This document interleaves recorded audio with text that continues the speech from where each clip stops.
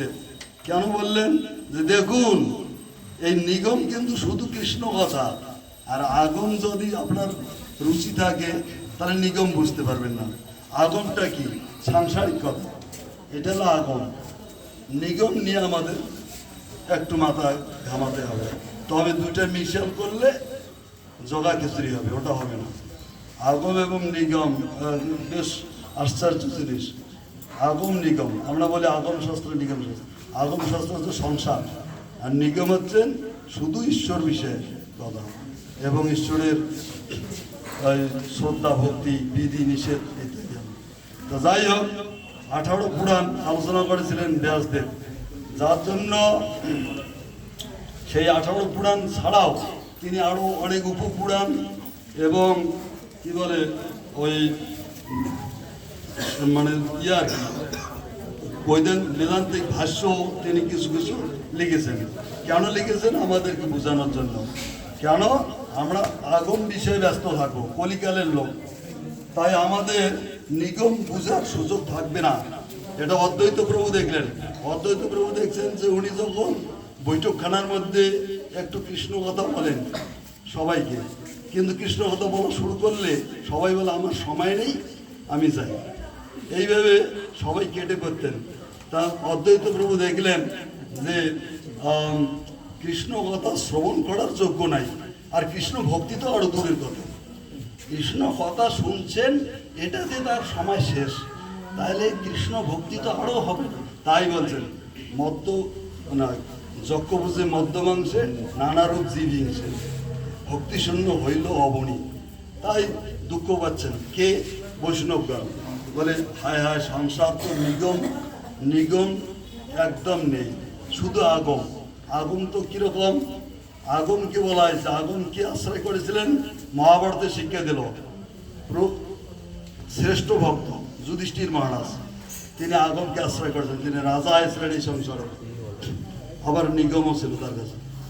যাই হোক, এই জন্য মহাভারত লিখেছেন ব্যাসদেব যে দেখুন নিগম এবং আগম খুব আশ্চর্য এবং বিশাল ভেদ আছে। প্রবৃত্তি নিবৃত্তি, প্রবৃত্তিটা হচ্ছে স্বার্থপরতা, স্বার্থপর দৈত্য, সেলফিশ জায়েন্ট, ওটা হচ্ছে প্রবৃত্তি। আর নিবৃত্তি, এই জ্ঞানে প্রশ্ন আসলো তখন বল আমারও জীবন সদা পাপের তো নাই গো পুণ্যের লেশ, আর পরের উদ্বেগ দিয়াছি যে কত, দিয়াছি জীবের ক্লেশ। অর্থাৎ জীবের দুঃখ সম্বন্ধে যদি কেউ সচেতন হন, তিনি নিশ্চয়ই কৃষ্ণ কৃপা পাবেন। এটা কে দিলেন? ভক্তিবিনোদ ঠাকুর বললেন যে জীবগণ যদি পরের দুঃখ একবার নিজে অনুভব করতে চেষ্টা করেন, তবে সে ব্যক্তি নিশ্চয়ই কৃষ্ণ কৃপাও পাবেন। এবং সমস্ত দেবতাগণের যজ্ঞ পথকে অতিক্রম করে বৈকুণ্ঠ অবধি যাত্রা করতেই পারেন। জীবের প্রতি দয়াবতী শান্তিপুরের অধিপতি কৃষ্ণ কথা বলিলেন সবাইরে জনে জানে। কে? অদ্বৈত প্রভু, স্বয়ং শিব ঠাকুর, সদাশিব।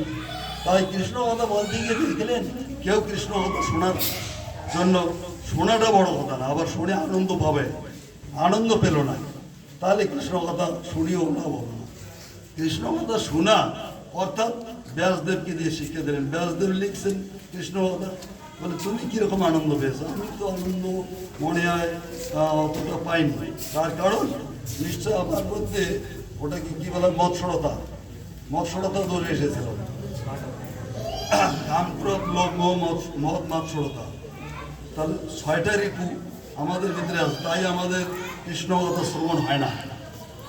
এই কৃষ্ণ কথা শ্রবণ খুব দুর্লভ বিষয়। কৃষ্ণ কথা যদি কেউ শ্রবণও করতে পারেন, তাতে তার সর্বসিদ্ধি হয়, এটা বলা আছে। তার আর কৃষ্ণ পূজাও করতে হবে না। তখন কৃষ্ণ কি বলছেন? ওই যে আমাকে জানতে পারলেও তার মুক্তি হয়, আমাকে কেউ জানতে পেরেছে তাতেই তার মুক্তি হয়, আর আমার পূজা করার তো দরকারই নেই। কি ওই মম জন্ম কর্ম চমে দিব্যং এবং যো ব্যক্তি তত্ত্বত ত্যক্ত দেহং পুনর্জন্ম নয়তি মামিতি সো অর্জুন। হে অর্জুন, আমাকে যদি কেউ জানতেও পারে আমি কি, আমি কীরকম, আমার স্বরূপ কী, তাতেও তার মুক্তি হবে, জয় কৃষ্ণ জয়। তার সর্বসিদ্ধি হবে। তো এরকম বলছেন, আমরা এগুলো কান দেই না। আমরা কি করি, আমরা ঘরে ঘরে কৃষ্ণের পূজার আয়োজন করি, কিন্তু সেখানে রসভঙ্গ হবে সেটা আর দেখি না। সেখানে বিভিন্ন মূর্তি রেখে তার পূজা করি, কিন্তু যায় না। কৃষ্ণের মূর্তির কাছে রামের মূর্তিটাও রাখতে নেই। রাম তো বিধি মার্গ, কৃষ্ণ হচ্ছেন রাগ মার্গ। তাই এখানে রামের বিগ্রহ রাখলাম, কৃষ্ণের বিগ্রহ রাখলাম একসঙ্গে, তাহলে পূজা হবে না কৃষ্ণের পূজা। আর সেখানে শিবের বিগ্রহ রাখলাম।